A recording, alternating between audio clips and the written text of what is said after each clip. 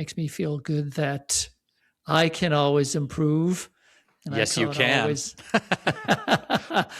Don't we know it? XOD, Extraordinary Dads. What do they look like? Extraordinary Dads. Where can you find them? Extraordinary Dads. We want to see them. We'll go out and meet one. Extraordinary Dads.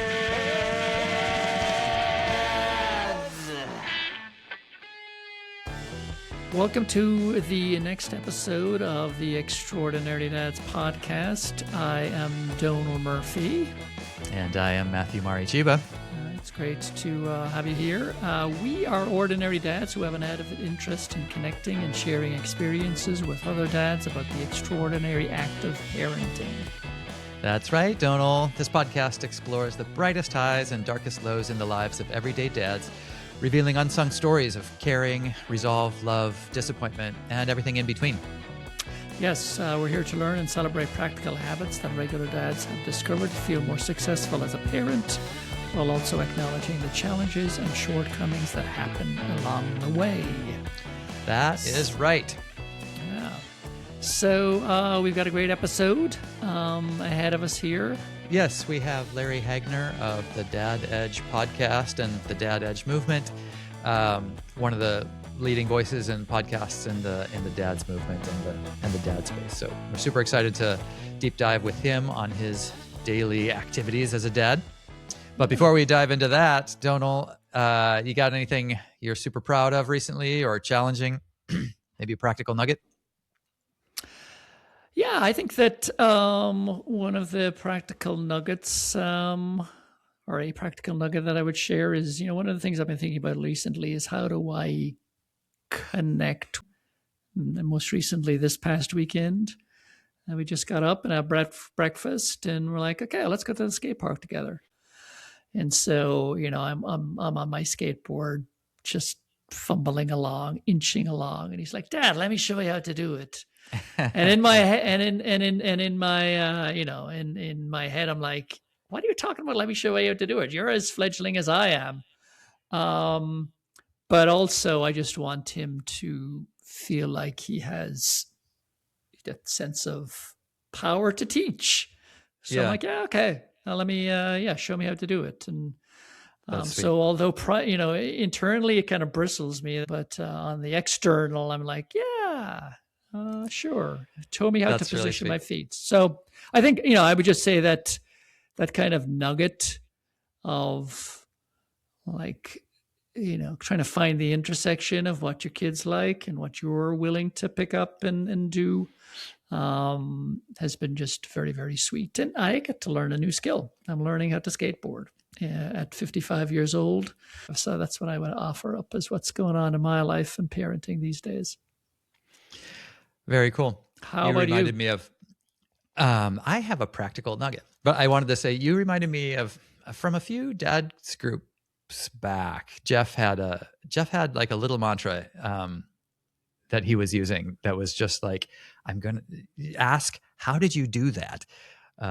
He had, do you remember that? He brought like three different questions or something to the table that were just like, use these as your mantra, ask these to your kids. And I'm like looking for my opportunity to ask, like, how did you do that? Right. Anyway, now you get some chances while you're skateboarding. Yeah, he does something masterful. Yeah. So I also have a practical nugget. It's also in the kind of proud category. We have, you might remember, or listeners might remember from a few episodes back, I mentioned that we're doing a weekly virtues study. Mm-hmm. We don't have like any Bible study or, Torah study kind of thing, or heritage to draw from. But anyway, so we've been weekly meeting with Mayana on these short chapters in this virtues handbook that we're working through. And that's been sweet. She, doesn't always appreciate it, but usually gets into it. I'm happy to report that by the end of the 10 minutes, a really quick session. So like by the end of the 10 minutes, she's fine. She's not fighting it. It's like, okay, yeah, we'll just talk about, the most recent virtue was friendliness, which was, to me interesting of like, being a friend and having friends is nice and everything, but thinking about the virtue of like friendliness is a skill that, there are specific things you can do to operate with friendliness. Anyway, I personally, as a philosopher, am digging this virtue study, but she's not always into it. So I also just randomly like at one of those little like lending book libraries in the neighborhood, I walked by and someone had put out Chicken Soup for the Teenage Soul, which, these books are dated now, and it brought back some memory of just the cheesiness of those. But I grabbed the book, and during our virtue study, session, I just started reading one without introducing it much. And each one of these things is just like, a 5-minute story of some, either by a teen or of the teen experience. So yeah, as we've read just the first couple, we're not, I don't have a practice of it yet, but she just like listened to the story, and then it was done, and it was like, oh, okay, story time with Dad and Mom. but each one is wholesome and chicken soup for the soul. So yeah, I'm excited to see where this goes, and that's my nugget for now. With no further ado, should we get into the episode? We shall. Let's do it. Here we go. Our guest this episode is Larry Hagner, a man on a mission to redefine what it means to be a father and a leader. Larry is the founder of The Dad Edge. In addition to producing the Dad Edge podcast, he offers resources, courses, and coaching for dads looking to up their game. You can check it all out at thedadedge.com. Larry has been at this since 2015. He's interviewed over 700 experts on parenting, patience, communication, intimacy, the power of community, the real gamut. And finally, he's also an author. The Pursuit of Legendary Fatherhood, Break Old Patterns and Create an Epic Legacy as a Father and Husband, was just published in 2025, and you can order that from Amazon or thedadedge.com. Larry, thank you for joining us, and congratulations on your book. Thank you. Thanks for having me, you guys. This is awesome. Yeah, thanks for being here. Yeah, on a personal note, The Dad Edge is kind of my go-to podcast when I'm feeling like I need to sharpen the saw and tune things up a little bit. So I appreciate you for joining us, and I really appreciate the work that you're doing and for putting that out into the world for me in particular. Well, that's a huge compliment. So thank you so much. I mean, that means you and I are both learning at the exact same time, probably then. Excuse me. Yeah, so the Extraordinary Dads podcast is about exploring, real-time ups and downs in the life of ordinary dads. We're not an expert advice show, but today we do have you here, and you are a pro at coaching dads. So I'm sure we're going to get wisdom informed by your years of experience, but also I hope you're okay with us just pointing the microphone back at you and diving into like how things are going for you recently as a dad. Does that sound okay? Sure. I'll just follow your lead. All right. Well, to get things rolling, can you just tell us a bit about, you, who you are, the size and shape of your family, how many kids and stuff? Sure. I'm husband to an amazing woman named Jessica. I've known Jess for 30 years, which is kind of crazy. We've been married for 23. We have 4 boys. We have a 19-year-old, an 18-year-old, a 12-year-old, and a 9-year-old. And if you ever want to know what that's like, just watch the movie Animal House. That's my house. So there are things. How often do you do the food fight scene? Oh man, all you have to do is sit down at your place at dinner, and that's pretty much it. Green lights happen after that. Yeah, I've been in the dad space now since actually since 2012. But I became public with it back in 2015, so 11 years. And yeah, I guess I need to update my bio because we're up to 1,400 episodes now, and been doing it this will be the 11th year. And even though I do this work, and I think some would assume that I'm more prepared than most, but that is not necessarily the case. As I'm talking to you guys right now, I'm on very rocky ground, like very shaky ground, like ground I've never been on before, and that is I'm now raising 2 adult sons, which is really weird for me to even say that. And one of them in particular is graduated high school. He's a volunteer firefighter. He's going through EMT training, paramedic training. And so he's like a legit, like full on. That's an adult, so that's new. And yeah, I would say one of the areas of expertise that I probably know the most is raising boys, raising young men, and then also marriage. And that's because for the past 8 years, I've just decided to be a student of marriage, like literally learn every single thing that I possibly can about relationship dynamics and um, conflict resolution and her needs and your needs, and how do we communicate those needs, and how do we build attraction and intimacy and all these things without chasing and being needy and desperate and all these things. Like, so I've really been a student of that for the past 8 years. And it's probably one of the things that I teach to now the most. And so that's when a guy comes and knocks on my virtual doorstep for coaching, that's usually what he's after, is being able to do that. And that's what I probably teach to the most right now. As we've been doing this podcast, one of the things that I feel like we haven't really figured out how to express is just the importance of the family background and the partner, when there is one, of the dads we talk to. Of course, we're asking them about their dadding stuff, but like obviously that's all like totally propped up by whatever support they're getting from home. Yeah, I just wanted to ask you, Larry. So you started. I think you said 2011. Was there something going on in your life? Does something precipitate your desire to actually start publicly talking about dadding and really sharing conversations with the world and wanting to build a better, global community of dads? I would say 100% yes, but I had no idea what it was, what it looked like. To answer your question, did something happen? Yeah. Something really bad happened, to be really honest. Like, something really bad happened. And that's what perpetuated this whole thing. But, looking back, like I remember at 12 years old, like saying to myself, and I remember specifically where I was sitting, where I was at, what room I was in. And I remember saying to myself, when I'm a dad, this will never happen, and I will be a good dad. And no matter what it takes, I'm going to be a good dad to my kids. I remember saying that to myself when I was 12. And I'll tell you why and what happened. So my mom and biological father were married really young, like 21, and then they got divorced like when I was 9 months old. So I did not know my dad, and when they got divorced, he left.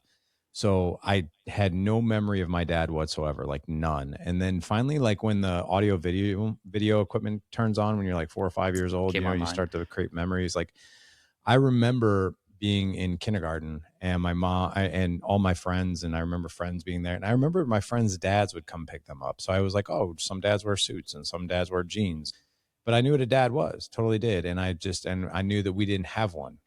But in my mind, like, I was fine with it. Like, there was no pity. I was like, oh, my mom hasn't found the dad yet. Like, I literally thought moms go out and find dads, like, and they bring them home and like, oh, you have a dad now. And so I'll never forget being 5. And my mom told me one day, she's like, hey, I'm going to have a friend over for dinner tonight. So a friend is going to join me and you for dinner tonight over here tonight at our house. And he's a really special friend. I've known him for a few months, and I would like for you to meet him. And I think that was her way of saying, I'm dating someone I work with, and it's now time for you to awkwardly meet him. Right. And like, my first thought, like, I still remember this, like, it's 45 years ago, I'm 50 years old. And I still remember, I'm like, oh my God, she found the dad. Like, that's the dad. Like, that's how I thought this whole thing went down. Right. So like, this guy knocks on the door. He walks in my house. He's wearing a trench coat, a 3-piece suit, a briefcase, a double Windsor tie. He's got the feathered hair, the matte mustache. He's a data software engineer, white collar job, makes great money. And this guy like literally walked through my front door, and immediately right when I saw him, I was like, yeah, that's a dad. Like, that is the dad. Huh. And like, I shook this guy's hand. The guy didn't even hear my voice yet. And the very first thing I asked this guy, just beaming, looking up at him, I said, are you going to be my dad? And I literally remember, I think like I heard my mom like gasp. And then like, he just like kind of awkwardly laughed. So did he become the dad? He did. 6 months later, they're walking down the aisle and they got married. And I thought that's how it happened. I thought that's all how it went down. And it was great for like a year. And then after that, like, absolute disaster. Like, they fought constantly. He was very abusive. He was a heavy drinker. So was my mom. But they were like oil and vinegar, like oil and water. I mean, the cops were called to my house quite a few times. So anyway, at 10 years old, he leaves, and I've never seen him since. He actually died in 2009, I found out, but I'd never seen him since. I started asking a lot of questions around that time. Like, hey, wait a second. Like, I know about the birds and the bees now. This guy didn't come around until I was 5.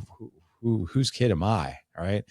So I started asking my mom these questions. I'm like, hey, like, what's going on here? And she was like, well, you don't know this, but I was married before. And I'm like, what? I had no idea. And I'm like, what do you mean you were married before? She's like, yeah, for 4 years. Like, I got married really young, and you have a dad out there, and this is what he looks like. And she showed me his picture, and I was like, holy cow. And then so like Yeah, 2 that's years a lot passed for a by. kid. What's that? That's a lot for a kid. It was, yeah. And 2 years passed by and didn't really think much of it. I met him when I was 12, and he only lived 3 miles from us. He was remarried. I had a 2-year-old half brother, and his wife was pregnant with the second son. And I saw him every week. He came to my little league games. Like, I hung out at his house. Like, I knew my little 2-year-old half brother. Like, this was awesome. And then after 6 months, he was out again, left again. And that was the part where I was sitting on my bed at 12, and I just got off the phone with him, and he said, basically our conversation was, it's me, it's not you. I can't do this anymore. And that was hard, man. Very hard. I was like, damn. I was like, I'm 12. My real dad has left me twice, and my stepdad has left me once. So like 3 dudes gone by the time I'm 12. So I remember sitting on the bed being like, this is not going to happen when I'm a dad. But I'll tell you, my mom got married a couple more times. Every guy she dated was a disaster. It was really toxic at my house. I went away to college, never moved back since. Married my college sweetheart. I'm 30 years old. This is kind of where the story comes to a head. We got a great relationship, but the dad edge started because at the time my oldest was 6 and my youngest was 4. And what happened was I made myself a promise that I would never hit my children out of anger, ever. And the night I started the dad edge, I broke that promise. And that's why I started it. I started asking myself really different questions that night. I'm like, could fatherhood and being a husband be like anything else? Could I just learn how to do it? Like, you learn how to be a personal trainer, like you learn how to be an accountant. Like, can I learn jujitsu being a husband and a father? It turns out over this past 14-year journey, the answer to that question is yes, you can learn it. So that's what the dad edge has been for the past 14 years. Great. Well, thanks for giving us that backstory. Very powerful backstory. I've had that experience of the kid being afraid of me, and it is kind of awful. It's awful. It is not a great feeling. I would agree. It is not a great feeling. Well, you're ticking off all of our questions. We like to dive into what's your least proud moments as a dad, and maybe you're ticking through them. Actually, you're just giving us an insight into the household that you grew up in. So I think I'm going to jump to. We eventually get to what are some policies, from your own upbringing that either you saw and are like, that's good stuff, I'm going to do that directly in my own house, in my own relationship, or the opposite of I see that and I am not going to do that in my household, and you're now explicitly not doing them. Maybe you've got more of the anti-examples, but is there anything in your mom or dad's upbringing, your stepdad, that you're like, yeah, that was good money advice or dating advice, or anything that you're applying now? I would say, don't get too hammered around your kids and hit them and throw beer bottles at them, that kind of thing. They usually don't grow up, or they grow up remembering that stuff. But no, all kidding aside, one of the things that I wanted to create with my kids is what we now call in the community creating an environment of psychological safety. And that's more like an academic term, but that's basically an environment where your kids can tell you anything, and they know that they're not going to be blasted with blame, shame, pain, and guilt, right? So I have a goal, and I've said this since my kids were, at birth, is that I'm going to be my kid's 3 a.m. call.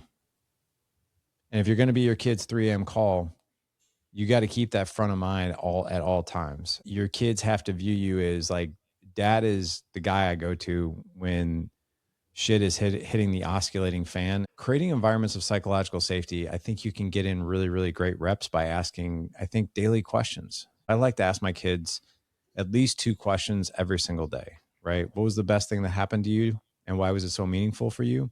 And then what'd you fail at? Right. I love the failure question because a lot of parents like to stay away from that. I don't even want my kids to know that word. I want my kids to know that word. If you talk to any successful person, they're very familiar with failure and they're very comfortable with it. They know that failure is part of the process. They don't avoid it. I'm like, hey, what'd you fail at today? Or what was challenging for you today? So when I ask them that is my opportunity to create psychological safety, and also an opportunity to create a critical thinker. right? So I'll explain this to you. This is how I was raised. Be like, hey, did something bad happen today? And then you'd be like, oh my God, if I tell my mom this, she's going to lose her freaking mind and I'm going to be in so much trouble and I might as well just hide it because, and I'd look at her and be like, I've got those stories. yeah, like I got an F on that test. And what do you mean you got an F on the test? I knew you didn't study. You were in screwing around. You weren't doing that. Blah, blah, blah, blah. You can't like, and you just get blasted and you're like, okay, note to self. Yeah, don't ever tell mom don't do that again. Were you clocking this as a kid? I'm curious. You were saying that your parents would weaponize information against you. Were you clocking that as a kid, even of like, oh man, mom is hitting me back when at a time that I needed support? Or was it later that you did? It was. I was a teenager when it kind of all made sense. But when I was little, basically was I shouldn't tell mom that because it's going to be used against me. No kidding around. I would say that to myself. It's going to be used against me. And then when I got much older, I became much more stern about it. I'm like, there's no way I'm telling her that because she is going to use that against me when she's pissed at me. Yeah. Right. And sure enough, she would. So like weaponizing, information against the other person that's, vulnerable. Do you find that because you've got older kids and you've got a 19-year-old and you've got younger kids, do you find that having kind of set that foundation that your older kids are offering up that information on their day readily, or are you still having to kind of dig and poke them to talk about it? I would say it's completely situational. So it depends on the headspace that they're in, right? Some days they want to talk, some days they don't. On some days they just want to be quiet. They don't want to be bothered. Are your older kids living with you? Yeah. Okay. All right. Yeah. So they're available to give you the how's your day? Yeah, they are, which is really, really great. But yeah, I mean, I think a lot of times they'll readily tell us information like that. But I also think you have to all four of them are different. So like, for instance, my 19-year-old is Mr. Talks a lot, right? He will talk and give you so much detail. It's great. It's so little work. My 18-year-old, it's like a game of chess. It's like he's in there and I can get him to talk, but it's a little bit more strategic and methodical when it comes to him, right? I need to move 3 pawns to get to the some bishop moves. And my 12-year-old is kind of inching to that too, but the 9-year-old's open. But yeah. Just shifting directions a little bit. I want to ask you what you're most proud of, like these days. And I'm expecting you're operating at an elevated level here, but like maybe for your younger kids and your older kids, like what's something recently that you're like, I did that, I made that choice, or I took that action, and I am crushing it as a dad right now. Oh boy. So there's a couple things like, so my 19-year-old will probably be here for a while because he's going through fire academy and all that stuff. And so he'll be here a little bit, but my 18-year-old's leaving on August the 5th. So, I methodically and strategically insert myself into his life with cadence. So like, for instance, I want to spend time with him. There's one thing that I know he really, really likes, and that's he likes his hair to look good. So I'm like, hey, what do you say every 3 weeks we go get haircuts and your pops gets a beard trim and you get a haircut, and then we go out to dinner after that. We've been doing that every 3 weeks for the past several months. So, which is awesome because it gives us a cadence. Nice. Also, I decided to pick up playing guitar because he wants to learn how to play guitar. So we're doing lessons together. So it's another way I'm kind of inserting. I'm like, hey, I'll pay for the lessons if we can do them together. Oh, that's cool. And I'll be like, so we do that. And then my wife and I, we always, I think we tag team pretty well. My wife was like, hey, I really want to spend a little bit more time with our 12-year-old lately. I feel like I don't have the connection. I'm like, well, that's great because I want to spend a little more time with our 9-year-old because I don't have the connection that I want. So right now, my wife is spending lots of time watching Stranger Things with my 12-year-old, which gives me a ton of time to do Legos with my 9-year-old. So we're doing that right now. So I love the fact that my wife and I kind of work together. She's like, yeah, you go hang out with Colton, go do Legos, and I'll hang out with Lawson and we'll watch Stranger Things. And that's really cool. We do that a lot where we help each other out. And then the kind of the opposite of that, is there any place in your life where you may be struggling of late and less proud and needing some work? Yeah, I just went to my therapist today. Tell us Talked to all him about a it. bunch of stuff. I will. Reveal it here. I told you, I don't hold anything back. Yeah, I'll be very honest. This time of year is tough on me mentally. I was diagnosed with seasonal anxiety disorder a couple of years ago. And I'm not proud of that because I'm like one of those people where I take a lot of pride in like, I mean, I sold pharmaceuticals and I sold medical devices. And I'm like, I take a lot of pride in like, I don't need meds. Like, I don't like meds. But in this season, I'm on a low dose anti-anxiety right now. And that's okay. I'm going to be on it till March and it's very low dose, but I'm just like, you know what? And I read there's a guy out there, Dr. John Deloney. He wrote a book called Building a Non-Anxious Life. And one of the things he talks about in that book is like, hey, if you need permission to get through a season and be on, you know, a medication just for a season, that's really okay.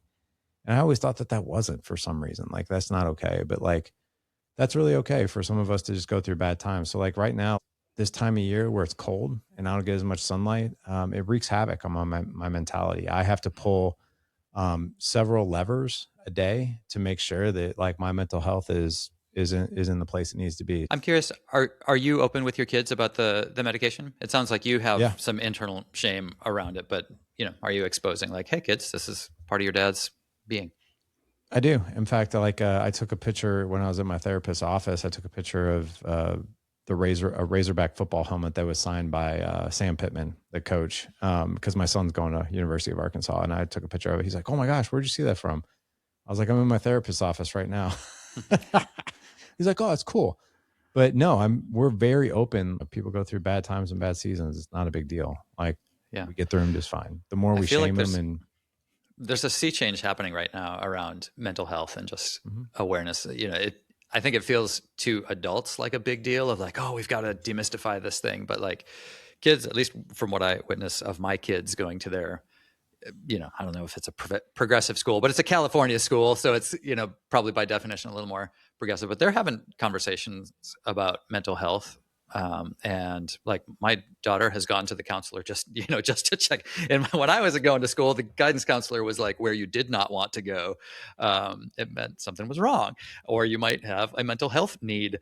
And now it just seems like, you know, kids are growing up in an atmosphere of like, yeah, that's one of the things you check in on. So I have hope for the future there that like, oh, maybe just like one generation is all it'll take to turn this around where people can. One question I just had, because you know you in your family life you lean into creating an environment of psychological safety, and you're modeling that for your kids. And does that modeling then actually impact the relationship between your four sons? Do you see them being, you know, beacons of psychological safety for each other? Depends on who stole whose socks, shoes, PlayStation remotes, that kind of thing. God, I am glad to hear that from you. Right? Yes and no, right?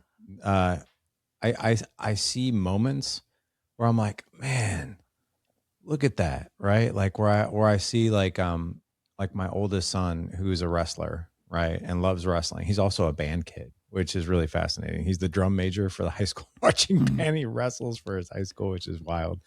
And great. The funny thing about that is like when he went out for the wrestling team, he was terrified that the wrestlers would call him a nerd and give him all kinds of grief because he was the drum major. And he's like, Dad, all the wrestlers think I'm awesome, that I can play music, and the band kids make fun of me now that I'm a wrestler. I'm like, what? But anyway, so my 12-year-old just started wrestling, and my 19-year-old who has a girlfriend, he volunteer firefights. He has a part-time job. He's going through EMT school. He's very busy. And his big brother, you know, for his first tournament, he's like, I'm going to that. I was like, dude, you're going to be at the firehouse like all night. Like, what if you get no sleep? He's like, I don't care. It's my brother's first tournament. I'm going. And man, I could not believe, like, he shows up and he's coaching his brother through the match. And I just watched it. I'm like, and I was a wrestler too, but I'm like, I'm not going to coach my son. I'm going to have him do it. Let's see what he does. And my 12-year-old won this match. And my 19-year-old picks him up over his shoulders and spins him around going, yeah, awesome. It's awesome. Like, and like literally these refs are like laughing at this, like watching this, and the people in this audience are laughing. And I was like, this is freaking gold, man. Like just seeing stuff like that. I see moments like that and I'm like, man, like, yes. And I also see moments like that too. And I see how my 19-year-old is going to be as a dad. And I'm like, dude, that's awesome, right? And then, of course, then I'll see him in the back of the car, like smack him in the head for doing something wrong, right? Yeah. So like, there's both. That's good. Well, you're making me messed up here. That's amazing. Golly, I hope something like that happens between my kids eventually. We're deep in the sibling rivalry phase. They're 13 and 9. Yeah, I'm curious just to point at the younger kids. Is there any like recent choice or action that you're like, yep, this is me at my best operating with these youngers? I'm very close with 3 out of the 4 boys. My youngest, I probably have the least connection with. And that's not because of anything, like, it's just, I've spent more considerable time over the years with their older brothers than him. So it's like, I feel like I really haven't gotten the reps in. I'm remedying that right now. So like, we're almost done with it. It's taken us about 9 months, but we bought the Avengers Tower, 5,201 Lego pieces.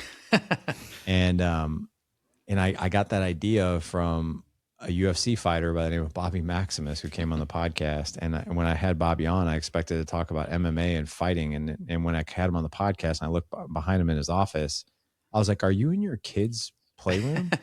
And he's like, this is my office. And I'm like, what? I was like, there's a couple belts in the back, but then everything is Legos and Pokemon and Star Wars. And I'm like, what is all this stuff? He's like, oh, I love playing with my kids. And so he convinced me. He's like, dude, and he built the same tower. He's like, it's 39 bags. Each bag takes at least 30 minutes. So it's like 22 hours of uninterrupted time with your kid. And I'm like, I literally on the podcast, I was like, I went to legos.com and I bought it for $500. And I'm like, $500 for 23, 24 hours of uninterrupted time with your kid. So that was a big move for me. And we're on bag 36, almost done with it, but it's been great. Amazing. That's really cool. It's very, very, very obvious that you are totally invested in being the best dad possible for all of your kids, and also being a wonderful and supportive husband. But that takes energy, and it takes intentionality and mindfulness. So I'm just curious what you do for self-care. What do you do to make sure that your battery is fully charged every day, every week, every month, that you take on the responsibility of showing up the best that you possibly can? And that's hard. And I'll tell you, it's harder for me in these months. And those are one of the levers that I have to pull, is that self-care one. So every morning, up at 5:30, I'm in the gym.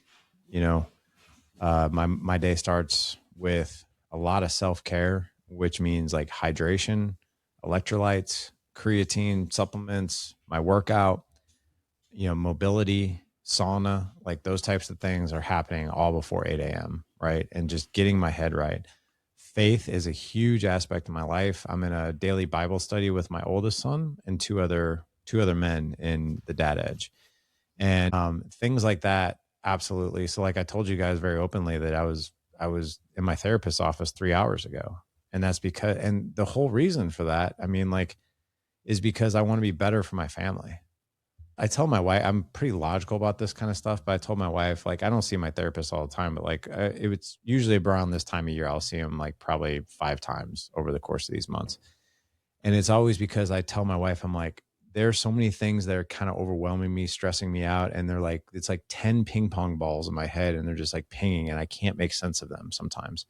So when I go to this therapist, part of my self-care is like, hey, I'm just going to talk out loud, and can you please help me understand this and then tell me what to do with it? I was there 3 hours ago and I feel 30 pounds lighter in my head, today.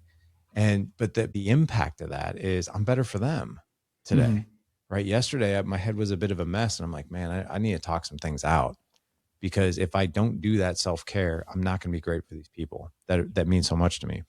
So the one thing I want to encourage all your listeners and your audience, a lot of guys like to stuff stuff down. I'm a dude too. That's my first instinct. I want to stuff it down, not deal with it. But I also know that that's going to explode. That's not going to be good.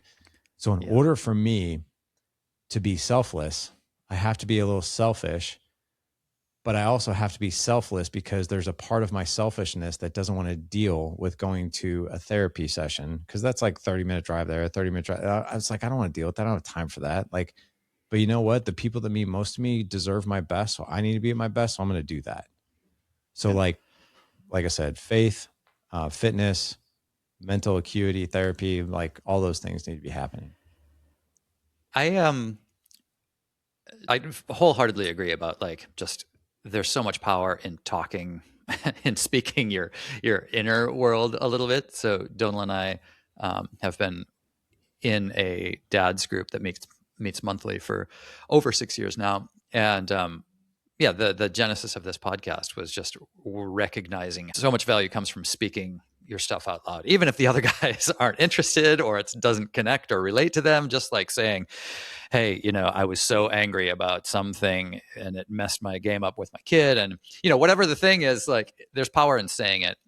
We also discovered that there's power just in hearing other dads say their things. So that's where the podcast came from. But like, so you deal with a lot of dads on a lot of different growth journeys. And I'm just curious, like, how do you see them finding their tribe or growing community with other dads? Do you encourage that through your work, or how are other dads, getting in touch with their tribe? Well, so we have one. We have a tribe within the Dad Edge. So we have a couple of them actually. So we have what's called the Dad Edge Alliance. That's our group coaching environment for career guys. So it doesn't matter if you're white collar or blue collar. It's just if you got a W-2 job. We help guys with marriage, parenting, leadership, fitness, and faith, and finances. We also have what's called the Dad Edge Business Boardroom, and that's for business owners. So we started that about 8 years ago, and you got to be a full-time business owner to be in that group. And but it's awesome. So yes, it's a podcast, but like we've got, hundreds of guys that do life with us on the daily. We've got 40 coaching sessions per week in our group. So, 7 days a week, morning, afternoon, evenings, group coaching is available for you. And do you encourage like the dads to create their own groups outside of there?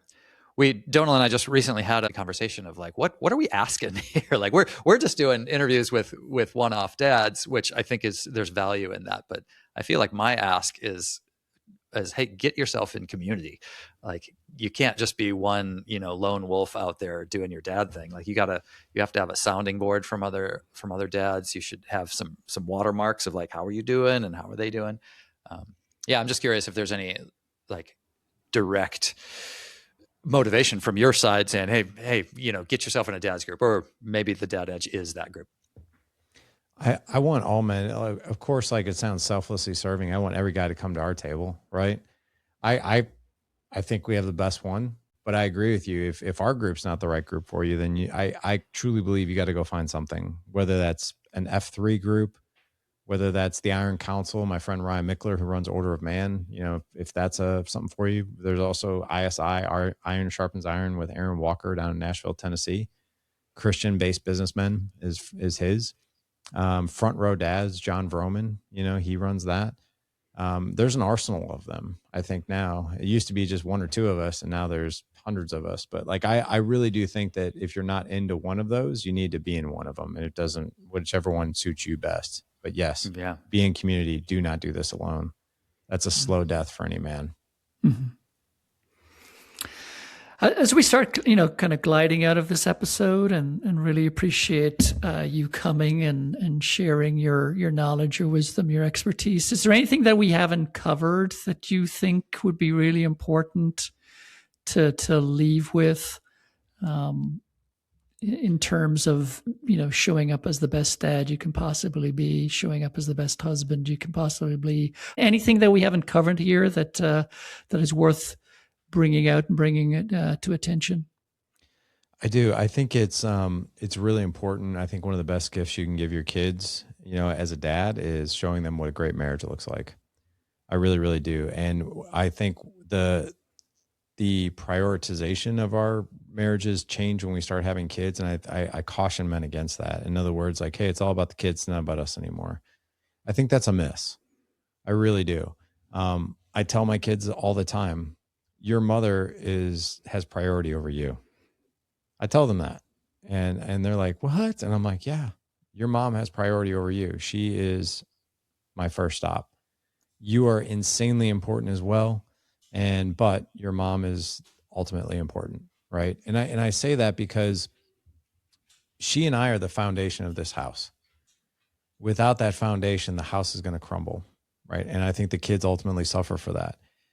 Our kids have a front row seat, 3D motion picture of what a good marriage is going to look like or what a bad one is going to look like. And I think if we put our kids ultimately like, hey, you are number one, the universe literally revolves around you, that's really not serving them well at all, because that's not the way the rest of the world's going to treat them. I'm not saying we don't treat our kids with a ton of importance. They are insanely important, right? And when I say their prioritization, I mean a fraction of a fraction of a fraction of a fraction of a fraction underneath the mom, yeah. Right? And it's not like if there's an emergency situation, I'm like, oh, I'm so sorry you just broke your arm, but me and mom have a date. You're going to have to wait till we get back for the ER. I'm not saying that. But I will say this, that young boys will learn how to love a woman by how they see their dad love their mom, right? And a young boy will also tolerate and set standards for how that mom treats that dad and what he sees. And I'll tell you, like, both of my oldest boys have girlfriends. And I got to tell you, early on, before they had these girlfriends, and they're great women too. They're really, really fantastic. But like some of these girls would come around to the house and they're beautiful, like young girls interested in my son. I'm like, dude, like, whoa, look at this. Like, this girl likes you. And my son will be like, yeah, I'm not wasting my time. I'm like, what? Like, what do you mean I'll waste your time? Like, Dad, she's drama. I don't want that. Like, I don't need that in my life. Like, that's literally what they'll say. I'll be like, well, what the heck are you even looking for then, man? Like, busting their chops. And they'll look at me dead in the eye and be like, what you and mom have. And I'm like, oh, okay. All right, cool. Yeah, you're on the right place. Don't even listen to me. That's amazing. But yeah, they watch, and we watch them back. That's great. Yeah. I mean, I think about that prioritization thing. I guess there haven't been many contexts where I've needed to say, my relationship with mom is more important than my relationship with you. But I think in that hierarchy, I generally put them at the top. Anyway, that's something good to think about. That's interesting framing that I'm going to have to chew on that. Well, I think we've done it. Yeah. Well, I appreciate you guys having me. Yeah. It's been a great conversation. I appreciate you being here. Yeah. Thank you so much for your time, Larry. Okay. What a great conversation with Larry Hagner. Donal, what did you get out of that? Yeah, I think the thing that I got out of it was just the continuity of practice being a parent. He's obviously been very, very focused on it for well over a decade now, but I think what came through in our conversation with him is that it's a daily practice. It's a daily refinement. And I don't think there's ever a moment in time where you're like, okay, I got this. I got this down. Ninja, check. Yeah, exactly. And now I'm just going to rinse and repeat. And I just appreciated knowing or hearing from him that it's a constant evolution. So it makes me feel good that I can always improve. And yes, you can. We don't we know it? And I can constantly iterate on my own parenting practice. So that, again, the thing that I really get from these conversations we have with people is that I don't feel so alone. And I don't feel so alone in my recognition that I am a parent in my parenting is constantly being formed and fashioned.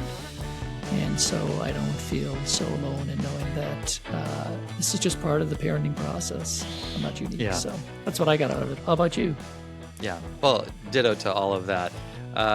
It was actually fun to hear him talk about his relationship to his older sons, because you and I have sort of younger kids. We focus on that a lot, and I think about that a lot. But I was just having a fun time imagining, like, oh yeah, how is it going to be, being the dad to an 18-year-old, a 19-year-old, and it's going to be a totally different, that's two adults adulting together at different levels. So yeah, I got a little excited thinking about, like, oh yeah, this evolution is not done. We're still, there's more phases of my relationship with my kids yet to come. All right. Thanks again, Donal, for another excellent conversation. Let's do it again. Yes, we will do it again. See you next time. Cheers. Till next time.